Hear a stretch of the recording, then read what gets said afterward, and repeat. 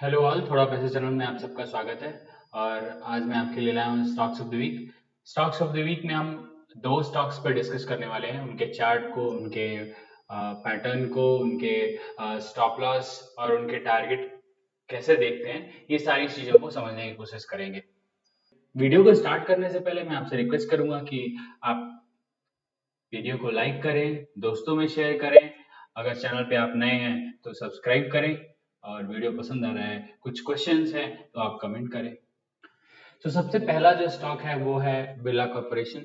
अब बिरला कॉर्पोरेशन जो है, अगर आप स्टॉक में देखेंगे तो 2022 के बाद ये 2022 में एक कैंडल बनी थी, जहाँ पे एक रेजिस्टेंस लगा और उसके बाद स्टॉक गिरना स्टार्ट हुआ। गिरते गिरते स्टॉक का जो प्राइस है वो समवेयर अराउंड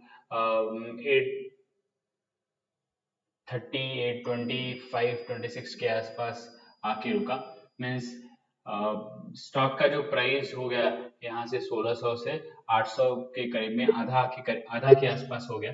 और फिर वहां से स्टॉक एक अच्छा खासा कंसोलिडेट किया।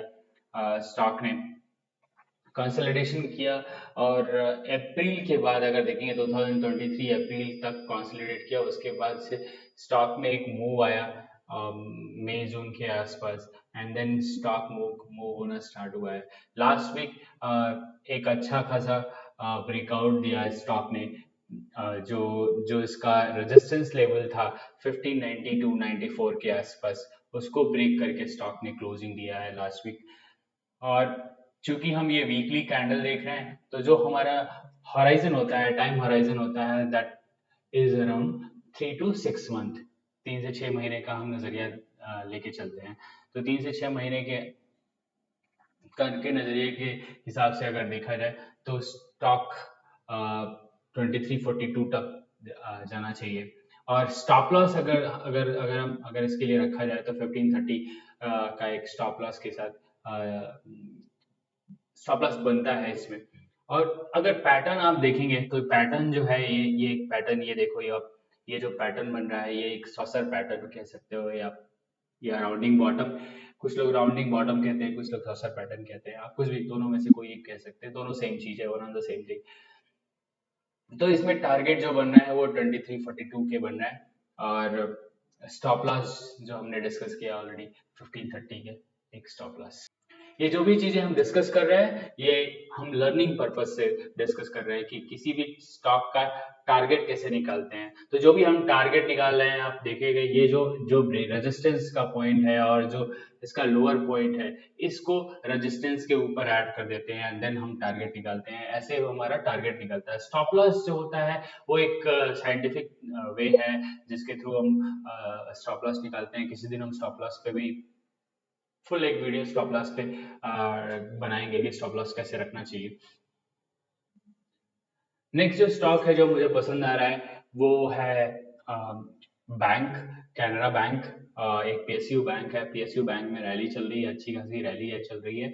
और ये जो स्टॉक है, इस स्टॉक का जो ब्रेकआउट है, मल्टी ईयर ब्रेकआउट है। अगर आप देखोगे तो 2012 के बाद का ये ब्रेकआउट देखने को मिल रहा है। 12 में ये 12 का जो रेजिस्टेंस पॉइंट था 571, वो एक रेजिस्टेंस ब्रेक करके लास्ट वीक क्लोजिंग मिली है।